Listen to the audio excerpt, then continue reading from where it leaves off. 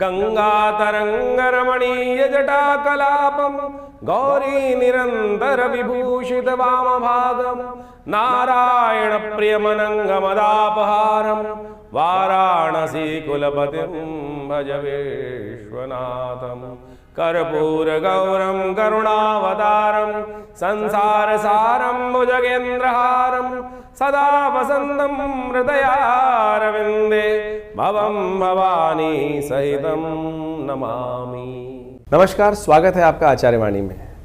मैं आचार्य डॉक्टर विक्रमादित्य आपकी राशि के अनुसार से आज आपको बताऊंगा कि आपकी राशि में क्या योग बन रहे हैं इस जुलाई के अंतिम भाग में, जो ग्रहों के अनुसार से आपको समझ लेने चाहिए। 27 तारीख रविवार का अवसर, इस दिन तृतीया तिथि विद्यमान है। मधुश्रवा तीज का योग बन रहा है। ग्रह नक्षत्रों के दृष्टिकोण से ओवरऑल ग्रहों का योग जो है वो परिवर्तन की तरफ थोड़ा इंतजार करना पड़ेगा। मन थोड़ा संसार की तरफ से दुखी दिखाई देता है। आप सेवा कर रहे हैं, दूसरों को खाना खिलाकर फिर सेवा करने की तरफ जा रहे हैं, लेकिन दूसरे लोग शायद आपको समझने में दिक्कत कर सकते हैं और ये बात थोड़ा मन को ठेस पहुंचा सकती है। एक काम करें, इस भाव को ठीक करने के लिए थोड़ा दही मधु लेकर, शहद देकर उसका दान करें। हो सके तो विशेष तौर पर शहद का दान करें, शिव का उससे अभिषेक करने का प्रयास करें। यह आपके लिए थोड़ा सुंदर रास्ता देगा। भगवान का षोडशोपचार पूजन करें। भगवान विष्णु का इस दिन झूला महोत्सव कहा जाता है, झूल महोत्सव कहा जाता है। इस दिन भगवान शंकर कृष्ण की षोडशोपचार पूजन करने के बाद उनको झूला झुलाइए, उनको झूला अर्पित करें, पंचामृत से उनको स्नान कराएं, चरणामृत ग्रहण करें और उनकी सेवा करें। देखिए, सुंदर रूप से मन भी शांत होगा और मन जो प्रवेश में जो थोड़ा कष्ट दिखाई दे रहा है, मनोमस्तिष्क में एंजाइटी डिसऑर्डर है, वो भी ठीक होने के योग बनेंगे। 29 तारीख की बात कर लेते हैं। मंगलवार, जो 28 तारीख की बात करें, सोमवार का अवसर, चतुर्थी तिथि विद्यमान है। चलते चलते सावन बहुत तेज गति से बढ़ रहा है आगे और सावन का तीसरा सोमवार आने का योग बन गया है। हमने इस कार्यक्रम में आपको एक बात बताई कि सावन के इस बार सोमवार का योग 2 बार बन रहा है चतुर्थी के दिन। विघ्नहर्ता योग है भगवान संग, और इस दिन चतुर्थी के दिन योग पढ़ने के कारण से सौर्य पुराण के अंदर एक वर्णन आता है कि जिसके अंदर दूर्वा गणेश की चतुर्थी का गणपति कहा जाता है इस योग को। तो ऐसे में दूर्वा के गणपति बनाकर भगवान शंकर को अर्पित करें। 108 दूर्वा अंकुर भगवान को अर्पित करें। कहा जाता है बहुत सारे स्वास्थ्य और एक प्रकार के मानसिक कष्ट इत्यादि के सबके योग समाप्त हो जाते हैं। सावन के सोमवार के दिन योग बन रहा है। विघ्नों को दूर करने के लिए इस योग का लाभ ले लीजिए। ग्रह नक्षत्र जो स्थिति मनोमस्तिष्क के रखे हुए हैं उसे ठीक करने का योग भी बन रहा है। कोशिश करें, इस दिन एक और ग्रह का परिवर्तन का योग बन रहा है। आपकी राशि के दृष्टिकोण से भाग्य भाव में बैठ जाएंगे जाके मंगल, और सामने बैठ के शनि के साथ द्वंद्व युग आरंभ करते दिखाई दे रहे हैं। तो ऐसे में विघ्नों को दूर करने के लिए, द्वंद्व के कारण से विघ्न जो उपस्थित हैं उनको ठीक करने के लिए शिव का सहारा लीजिए, वो अच्छा रहेगा। और ऐसे में विवेकानंद योगाश्रम में हमने रुद्राभिषेक का बड़ा कार्यक्रम रखा है सावन के सोमवार पर। अवश्य उसमें सम्मिलित हो सकते हैं, अपने नाम से करा सकते हैं। व्यवस्था जानने के लिए फ़ोन पर संपर्क साध कर अपना स्थान आरक्षित करा सकते हैं आप। 29 तारीख मंगलवार का दिन पंचमी तिथि विद्यमान है। नाग पंचमी है इस दिन। हमारे यहाँ उसको भी, नाग को भी नहीं त्यागा गया संस्कृति के अंदर, उनका भी पूजन करने की व्यवस्था बनाई गई है। शिव ने उनको भी धारण किया है अपने सिर, अपने गले में। तो यानी या कोई भी पाप युक्त व्यक्ति भी हो, हिंसात्मक व्यक्ति भी हो, वो भी समस्त जो है वो त्यज्य नहीं माने गए हैं भारतीय संस्कृति के अनुसार से। ग्रह परिवर्तन की तरफ जा रहे हैं। अध्यात्म का आपके मनोमस्तिष्क में विचार उत्पन्न होता दिखाई दे रहा है, लेकिन फिर भी भ्रम की स्थिति बनी हुई है। कारण है उसके मन के भ्रम का। बृहस्पति और शुक्र दोनों के दोनों इस वक्त, शुक्र के साथ साथ जो है बृहस्पति तो कम से कम जो है वो शुक्र के राहु के नक्षत्र में चल रहे हैं, इसलिए भ्रम की स्थिति को ठीक करना पड़ेगा। अपने घर में थोड़ा गूगल का धूम्र उपस्थित करने का प्रयास करें। हो सके तो यदि गन्ने का दान करने का प्रयास करें। यदि हाथी कहीं दिखाई दे जाए या गणेश जी का निमित्त पूजन करते हुए दूर्वा अर्पित करने का प्रयास करें, इससे भ्रम को दूर करने की स्थिति बनेगी। 30 तारीख बुधवार का अवसर, षष्ठी तिथि विद्यमान है और ऐसे में कल की जयंती का सुंदर अवसर पड़ रहा है। और ऐसे में ग्रह नक्षत्रों के दृष्टिकोण से आपके लिए ग्रह योग जो योग बना रहे हैं वो कहीं ना कहीं धर्म से विजय का योग बनाते दिखाई दे। धर्म का मार्ग मत छोड़ना, अध्यात्म का मार्ग मत छोड़ना। कहीं ना कहीं मनोमस्तिष्क में राहु के प्रभाव के कारण से थोड़ा सा धर्म के प्रति हीनता, शनि का प्रभाव दिखाई दे रहा है, धर्म से विमुख हो सकते हो। इसलिए पूरी तरह तटस्थता से धर्म के साथ लगे रहो, पूजा पाठ में रहो, सरलता रखो मनोमस्तिष्क में। 31 तारीख का दिन बृहस्पतिवार का दिन है, सप्तमी तिथि विद्यमान है। उस दिन गजकेसरी योग आपकी राशि में बनकर तैयार हो रहा है और ऐसे में ग्रह नक्षत्रों के दृष्टिकोण से एक काम करें, यह आपके लिए स्थिति अच्छी रहेगी। 2-3 दिन ग्रहों के अनुसार से लाभ प्राप्ति के योग बनते दिखाई दे रहे हैं। बृहस्पति की पूर्ण दृष्टि सफलता भाव में पड़ रही है, चंद्रमा पर पड़ रही है और ये आपके लिए कार्यों में आगे झंडा बुलंद करता दिखाई दे रहा है। आपके लिए जो जीवन में थोड़े बहुत कष्ट चल रहे हों, कहीं ना कहीं रुकावट हो, उसको ठीक करने के लिए भगवान सूर्य को जल दीजिएगा, क्योंकि इस दिन पाप नाशनी सप्तमी है। गेहूं का दान कीजिएगा, कष्ट से दूरी पड़ने के योग बन जाएंगे। देखिए, सावन का महीना चल रहा है, इस समय आपने अभी अपने भविष्य को समझा।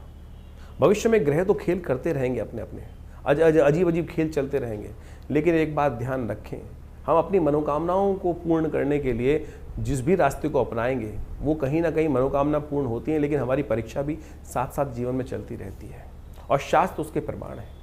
शास्त्र के दृष्टिकोण से इस रहस्य को हमें समझना चाहिए। मार्कंडेय ऋषि के बारे में आपने सुना होगा, शास्त्र में अष्ट चिरंजीवी कहे गए, अश्वत्थामा, बलिर्व्यासु, हनुमानश्च विभीषण, कृपा परशुराम से मार्कंडेय च अष्टमा। ये अष्ट चिरंजीवी हैं जिनके जीवन में अद्भुत चमत्कार का योग बना है, और इस सावन के महीने में इस रहस्य को हमें समझने की आवश्यकता है। हम कई बार अपने वीडियोस के माध्यम से आपके समक्ष भाव उपस्थित करते हैं कि हमको शरणागति भगवान की प्राप्त करने का उपाय करना चाहिए, और पौराणिक मत से ज्योतिष को जो समझ लेते हैं उनके बहुत सारे कष्ट निवृत्ति के योग बन जाते हैं। ये सावन का महीना बेहद खास है, और ऐसे में संसार में शास्त्रों में लिखा है कि हमारे समस्त जो जीवन जो है ग्रहों के अधीन है, ग्रहों के उठापटक परिवर्तन के अनुसार से हमारे जीवन में अच्छा बुरा समय हमको प्राप्त होता है, लेकिन उसके ऊपर भी एक 10वां ग्रह है भनु भगवान का अनुग्रह करना। जो भगवान का अनुग्रह कर लेते हैं उनके समस्त 9 के 9 ग्रह शांत हो जाते हैं।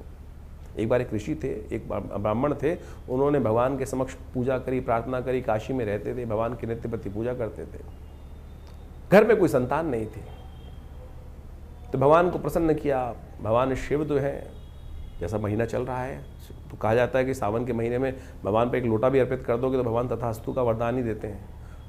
भगवान प्रसन्न हुए, कहा जाता है बहुत वर्षों की साधना से, और भगवान ने उन ब्राह्मण को, विप्र को कहा कि बोलो क्या चाहते हो।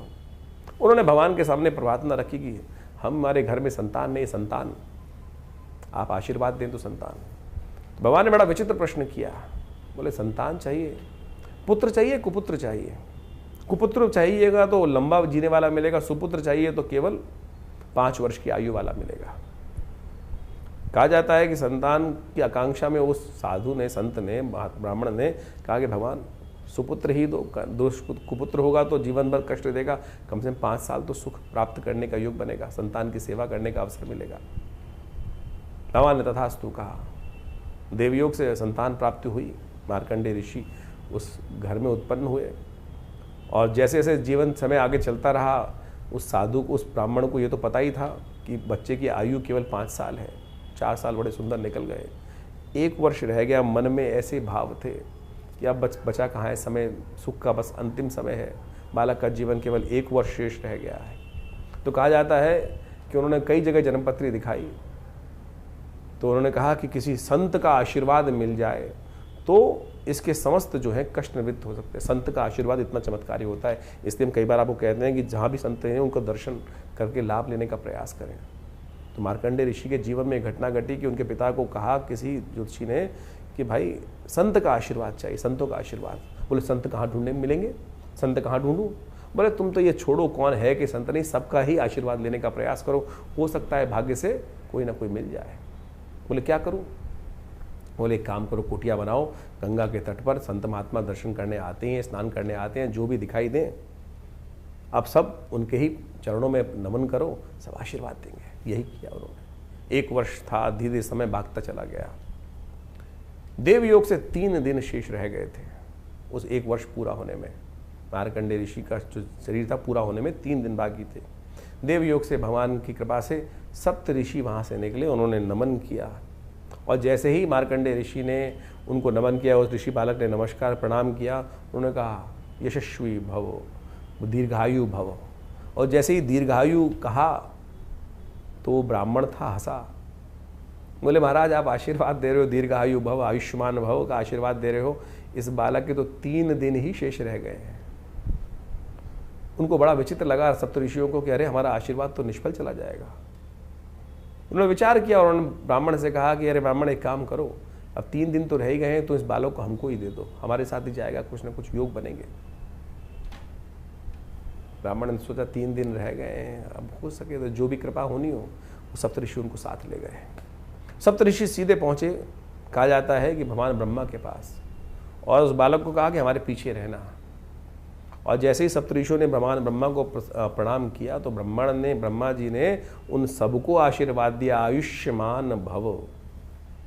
और जैसे ही आशीर्वाद दिया आयुष्मान भव, तो भगवान ने कहा, समस्त सप्तऋषियों ने कहा कि हमारी बला तो टली, अब आपके हमारे वाक्य से अब आपका वाक्य जुड़ गया और अब आपकी बला, इस संसार को रचा आपने ही ब्रह्मा जी। तो जैसे ही वो हंसे सप्तऋषि, तो ब्रह्मा जी ने पूछा हंसने का कारण? बोले इस बालक की आयु के 2 ही दिन शेष रह गए हैं, अब तो कल इसकी मृत्यु होनी, और आपने तो आयुष्मान भव का आशीर्वाद दे दिया। अब आप हमने पहले दिया था, पूरी वृत्तांत सुनाया, पहले हम फंस रहे थे, अब आपको भी फंसना है। आप अपनी वाक्य को कैसे रखेंगे, मर्यादा कैसे रखेंगे अपने आशीर्वाद की, वो आपके ऊपर है। ब्रह्मा जी ने विचार किया, बोले अब तो एक ही रास्ता है कि जो संसार में जो सबसे पराशक्ति है वही इस कष्ट से निवृत्ति का मार्ग दे सकती है। कहा जाता है कि भावी मेट सकें त्रिपुरारी, सब लोग वहाँ पर चलकर भगवान शंकर के द्वार पहुँचते हैं। भगवान शंकर के जब द्वार पहुँचते हैं तो वही प्रणाम, सबने प्रणाम किया और भगवान शंकर ने आयुष्मान प्रदान किया, यशस्वी भव, आयुष्मान भव। भगवान के समक्ष तो जो भी जाएगा आशीर्वाद देगा। आपके समक्ष भी कोई आता है तो आप यही आशीर्वाद देते हैं ना, ये थोड़ी देखते हैं कि कौन कैसा पात्र है। जब झुका तो आशीर्वाद स्वयं निकलेगा, और जैसे ही वो बालक त्या समस्त झुके तो वो आशीर्वाद निकल गया।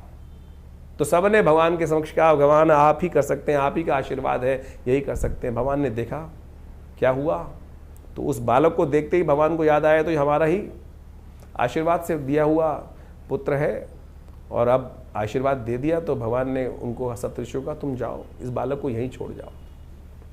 और जब ये इस बालक को वहीं छोड़ दिया, शाम के समय का समय था, यमराज आए, और यमराज ने उस दिन अपना जैसे ही फंदा उस मार्कंडे ऋषि के गले में डाला, ओम नमः शिवाय का जप करते वो शिव से चिपट गए। भगवान ने त्रिशूल लेकर जैसे ही यमराज की तरफ आक्रमण किया, अरे मेरा नाम ले रहा है भक्त, इस पर तुम अपना फंदा डाल रहे हो। तो यमराज ने कहा, भगवान आप ही का दास हूँ, आप ही के संसार के क्रम को चलाने का कार्य करता हूँ, आपने जो दायित्व दिया है। तो भगवान ने बड़ा विचित्र को जवाब दिया कि आशीर्वाद मेरा है, मैंने ही आयु दी थी, तो इसको मेरे अनुसार ही तुमको समझना पड़ेगा। बड़ा सुंदर शास्त्र में व्याख्यान मिलता है कि भगवान ने किस प्रकार से मार्कंडे को अमर किया। तो भगवान ने कहा कि एक बात समझो कि किस प्रकार की स्थिति है। ये सावन का महीना इतना सुंदर है कि ऐसे में भगवान शिव की आराधना कर कर आप समस्त अपने जीवन के कष्टों को दूर कर सकते हो। इस भाव को हमें समझने की आवश्यकता है। तो कहा जाता है भगवान ने यमराज से कहा कि एक बार बताओ कितने वर्ष की आयु दी थी। बोले 5 वर्ष की आपने आयु दी थी। 5 वर्ष की आयु। बोले 5 वर्ष किसके थे? 5 वर्ष मेरे अनुसार चलेंगे, गणना मेरे अनुसार चलेंगे या तुम्हारे अनुसार चलेंगे? बोले भगवान आप ही बताएं किसी करना। बोले मेरी गणना के अनुसार से मैंने 5 वर्ष की आयु दी, तो 5 वर्ष मेरी गणना के अनुसार से चलेंगे, तुम्हारी गणना के अनुसार से नहीं चलेंगे। इस संसार में जो कहा जाता है कि जो कई कल्प, एक ब्रह्मा के जीवन में कई कल्प विराजते हैं, और भगवान तब उनका जो आयु पूरी होती है। कई कल्प जब बीत जाते हैं, कई कल्प बीते तब ब्रह्मा जी की वो आयु निकलती है, और भगवान शिव के एक दिन में 10 ब्रह्मा की आयु निकल जाती है। तो अब भगवान ने कहा गिनाओ, 5 वर्षों के महीने बनाओ, दिन बनाओ, उसके बाद गणना करो। तो यमराज ने हाथ जोड़े भगवान के। तो ये चमत्कार है भगवान की भक्ति का। तो मार्कंडे ऋषि जब अमर हो सकते हैं, शास्त्र में वर्णित है, तो असंभव इस संसार में कुछ नहीं है। तो आप बड़ी श्रद्धा के साथ भगवान के अनुनय विनय के साथ पूजन करने का इस सावन के महीने में सुंदर जो योग बन रहे हैं, जो आपने भी समझे, तो इसलिए इस भक्ति मार्ग पर चलने का प्रयास करें। जीवन में चमत्कार हो सकता है। बाकी सब ग्रहों का जो खेल है वो तो है ही है, विचित्र है। तो ये ग्रहों की गणना जो आप समझ रहे हैं, वो एक तरफ नवोग्रह, एक तरफ 10वां ग्रह प्रभु का अनुग्रह एक तरफ, उसको अपनाने का प्रयास करें, चमत्कार हो सकता है। तो सावन के सुंदर महीने में आपने ग्रहों का योगा योग समझने का प्रयास किया, और इसके अनुसार से आपकी राशि के दृष्टिकोण से किस प्रकार के ग्रहों का योगा योग चल रहा है वो आप समझ लें, तो बहुत अच्छे से आप चीज़ों को, परिस्थितियों को अपने अनुरूप से परिवर्तन करने का योग बना सकते हैं। देखिए, जैसे ग्रहों का योग, परिवर्तन का योग इस समय बना है, चाहे वो शनि का परिवर्तन हो चुका हो, उसके साथ साथ मंगल का परिवर्तन जो विचित्र योग बना रहा है वो आपको समझ लेना चाहिए, समसप्तक योग। ऐसे में कई ग्रहों का जो परिवर्तन, बुध का अस्त होना, ये सबका सब बहुत विशेष योग लेकर आपके जीवन में उपस्थित हो रहा है। यदि हम वास्तविक तौर पर राजनीतिक दृष्टिकोण से या विश्व के व्यापक दृष्टिकोण से देखा जाए तो शनि मंगल का समसप्तक योग कई प्रकार की भयावह त्रासदियों को जन्म दे सकता है, चाहे वो प्राकृतिक आपदाओं के रूप में हो या वो विशेष तौर पर राजनीतिक तौर पर या सामाजिक दृष्टिकोण से। कई प्रकार के द्वंद्व ऐसे समय में उपस्थित होते हैं। ज्योतिष की गणनाओं के अनुसार से इस बात को हम अच्छे से समझ सकते हैं कि जब जब शनि मंगल आपस में या तो एक संग बैठे हों या एक दूसरे के सामने हो तो युद्ध की स्थिति रहती है, चाहे वो किसी का भी जीवन चल रहा हो। तो ऐसे में अपने मनोमस्तिष्क को हमको शांत रखते हुए कार्य करने का प्रयास करना चाहिए। जिस प्रकार से ग्रह योग आने वाले 3-4 महीने तक के लिए इस प्रकार की स्थिति बना रहे हैं, अभी समसप्तक योग बन रहा है, फिर आगे जाके षडाष्टक योग पुनः बन जाएगा शनि का और विशेष तौर पर मंगल के साथ। और ऐसे में 2 ग्रह विशेष तौर पर और भी समझने की आवश्यकता है। शुक्र और बृहस्पति दोनों ज्ञान के देवता है, एक देवगुरु हैं और एक दैत्य गुरु हैं, और उनका भी एक स्थान पर युति होना वो भी विशेष तौर पर विशेष परिवर्तन का जीवन में उत्थान करने का योग देता है। ऐसे में समझना चाहिए कि बुद्धि की युग चलेंगे और कहीं ना कहीं बुद्धि के तर्क वितर्क के दृष्टिकोण से कहीं ना कहीं स्थितियों को हम अपने पॉजिटिव भी कर सकते हैं और नेगेटिव भी कर सकते हैं। अगर नहीं समझेंगे, नेगेटिव करेंगे तो, क्योंकि शुक्र चाल पे चाल चलने के योग बृहस्पति और शुक्र जब भी एक साथ आते हैं तो कहीं ना कहीं द्वंद्वात्मक स्थिति बनती है। और एक साथ मंगल शनि का टकराव और शुक्र और बृहस्पति का एक साथ युति होना, ये विश्व के दृष्टिकोण से पुनः एक ना एक कई राजनीतिक दृष्टिकोण से, कूटनीति के दृष्टिकोण से थोड़ा सा समस्याएं उत्पन्न करने वाला दिखाई देता है। जो लोग शेयर इत्यादि के क्षेत्र में या किसी भी प्रकार के कार्य करने में जहां बहुत तेज डिसीजन लेने की आवश्यकता होती है, ऐसे में सावधानी के साथ कार्य करने की ज़रूरत रहेगी। मार्केट में एक विशेष तौर पर जो ग्राफ है वो उठने और गिरने का योग विशेष तौर पर बनता दिखाई दे रहा है। तो ऐसे में ग्रहों की स्थिति को आपने यदि समझ लिया, उसके अनुसार से जीवन में परिवर्तन करने का प्रयास किया, तो बहुत अच्छे से चीज़ों को आप अपने अनुरूप परिवर्तन करने का योग बना सकते हैं। और आदिकाल में भी लोगों ने इसी प्रकार से योग अयोग का लाभ जीवन में समझने का प्रयास किया है। बहुत सारे लोगों के प्रश्न मन में चलते रहते हैं और उन प्रश्नों का निवारण करना भी बहुत सारा आवश्यक ज़रूरी होता है। इन देखिए जीवन में कष्ट हैं और उनका निवारण करने का मार्ग विभिन्न उपायों के माध्यम से शास्त्र में ऋषियों ने अपने अपने अनुसार से शास्त्रों में वर्णित किया है। लेकिन विशेष योग जो है वो हरिनाम ही है, भगवान का नाम ही है, जो सब प्रकार से जीवन के कष्टों को दूर करता है। भगवान वेदव्यास ने समस्त पुराणों की समस्त बहुत विशेष ग्रंथों की रचना करी और उन्होंने अंत में एक बात लिखी, आलुड्य सर्वशास्त्रानि विचारैव पुनः पुनः इदमेकम सुनिष्पन्नम ध्याये नारायण सदा। तो भगवान का, श्री हरि का, भगवान का स्तवन किसी प्रकार भी यदि हम कर लें, वही वास्तविक तौर पर ग्रहों का निवारण होता है। इंडिविजुअल तौर पर कई ग्रहों के उपचार के तौर पर बहुत सारे समय समय पे हम उपाय बताते ही रहते हैं, लेकिन उसके साथ साथ भी पराप्रकृति ने, ऋषियों ने जिस प्रकार से हमारे भारतीय सनातन पद्धति के अनुसार से विभिन्न त्योहारों को, विभिन्न जो उत्सव हैं उनकी संरचना करी है, वो इसी सोच समझ कर करी है कि किसी न किसी प्रकार से हम उस प्रभु भजन में अपने आप को लगाए रखें। सावन चल रहा है और सावन में भगवान को प्रसन्न करने के लिए एक लोटा जल ही काफ़ी है। अनेक अनेक अनुष्ठान, बड़े बड़े अनुष्ठान, बड़े बड़े चमत्कारिक प्रभाव उपस्थित करते हैं, उनको भी करना बड़ा श्रेष्ठ शास्त्र माना गया है। लेकिन वहाँ सबसे बढ़िया जो सरलतम उपाय है, भगवान शिव पर एक लोटा जल ही अर्पित कर दे। यदि नित्यप्रति इस उपाय को कर लेना, आपको कोई बहुत बड़े किसी और उपाय की आवश्यकता नहीं पड़ेगी। तो शास्त्र में इन सब जो रीति रिवाज के माध्यम से इन समस्त सरल पद्धतियों को हमारे ऋषि मुनियों ने वहाँ पर इंगित किया है, तो इसको हमें समझना चाहिए। सरल भाव, हम जीवन में अपने मन से सरल ही नहीं हो पाते हैं, और जब तक सरल नहीं होंगे तब तक वो जीवन में कष्ट निवारण का मार्ग खुलेगा नहीं। तो ज्योतिष में कोशिश ये करें अपने जीवन में समस्त ग्रहों का उपचार करने के लिए विभिन्न विभिन्न मंत्र, अनेक अनेक चमत्कारिक मंत्र उपस्थित किए जाते हैं, और हमने उन समस्त मंत्रों का अनुसंधान करके देखा। विभिन्न विभिन्न प्रकार के जीवन में हर बहुत सारे लोग कष्ट में आते हैं। ऐसे में यदि स्वास्थ्य के दृष्टिकोण से कोई समस्या चल रही हो, तो इस विशेष तौर पर सावन के महीने में महामृत्युंजय मंत्र का जप करना सबसे श्रेष्ठकर माना गया है। तो ऐसे में कैसी भी बड़ी विपदा हो, उससे निवृत्ति का मार्ग प्राप्त करने के लिए, उस कष्ट को अपने जीवन से दूर करने के लिए महामृत्युंजय मंत्र का यथाउचित भाव से श्रद्धा के साथ अवश्य जप करें, और उसी मंत्र का जप करते हुए भगवान का अभिषेक भी करने का प्रयास करें। चाहे वो दूध से कर सकें, चाहे वो जल से कर सकें, जैसी आपकी सामर्थ्य, जैसी आपकी इच्छा हो। भगवान भाव के भूखे हैं, और भगवान के भाव जो दिए भाव का ही सामग्री बनाकर भगवान के श्री चरणों में अर्पित कर दें। तो देखिए समस्त कष्ट निवारण करने की देर नहीं लगी। शास्त्र कहता है एक घड़ी आधी से पुनियाद, तुलसी संगत साध की हरे कोट अपराध। तो इसलिए वो एक क्षण कब आ जाए।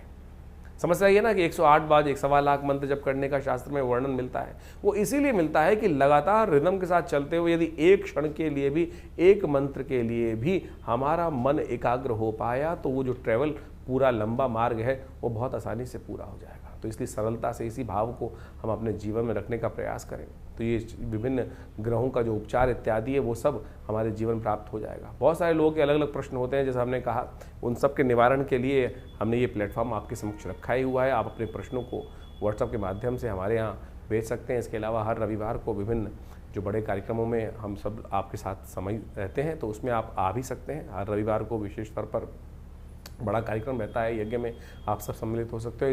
इस श्रावण के महीने में तो विशेष व्यवस्था हमने रखी हुई है कि हर रोज़ नित्यपति भगवान का रुद्राभिषेक, भगवान शंकर का रुद्राभिषेक चलता है आश्रम पे।